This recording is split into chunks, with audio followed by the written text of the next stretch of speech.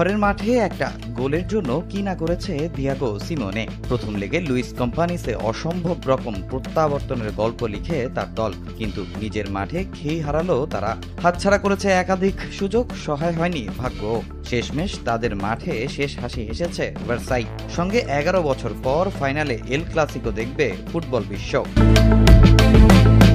মেট্রোপলিটানোয় প্রথম মিনিটে গোলের সম্ভাবনা জাগিয়েছে স্বাগতিকরা, তবে তাতে লাভ হয়নি। এরপর প্রতিপক্ষের মাঠে আধিপত্য দেখানোর চেষ্টা করে কাতালানরা। দু দলের সমান তালের লড়াইয়ে জমে ওঠে ম্যাচ।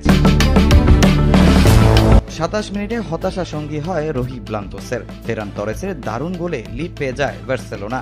এগিয়ে গিয়ে ম্যাচের নিয়ন্ত্রণ নিয়ে নেয় কাতালানরা, চালায় একের পর এক আক্রমণ। প্রথম লেগে বার্সার মাঠে দাপট দেখানো দলটার সামনেও আসে একাধিক সুযোগ, তবে কাজে লাগাতে পারেননি তারা, যা হতাশ করেছে নিজেদের কোচ ও দর্শকদের।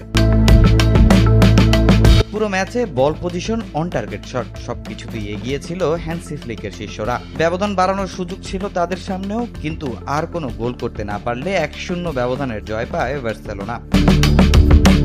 এর আগে প্রথম লেগে 4-4 গোলের ড্র করেছিল দুদল। 5-4 ব্যবধানে এগিয়ে থেকে ফাইনালের টিকিট নিশ্চিত করে বার্সা। 2014 সালের পর কোপা দেল রেতে রিয়াল মাদ্রিদের বিপক্ষে ফাইনাল খেলবে বার্সেলোনা। 11 বছর আগের সেই ফাইনালে কাতালানদের 2-1 ব্যবধানে হারিয়েছিল লস ব্লাঙ্কোস। এছাড়া এই টুর্নামেন্টে মোট 18টি এল ক্লাসিকোর মধ্যে 11 বার জিতেছে রিয়াল, যদিও সম্প্রতি তাদের বিপক্ষে দুর্দান্ত হ্যান্সি ফ্লিকের শিষ্যরা। লা লিগায় সবশেষ ম্যাচেও তাদের 4-0 গোলের বড় ব্যবধানে হারিয়েছে বার্সা। মৌসুমে ট্রেবল জয়ের সম্ভাবনাটাও বেশ ভালোভাবে টিকিয়ে রেখেছে ব্লগরানা।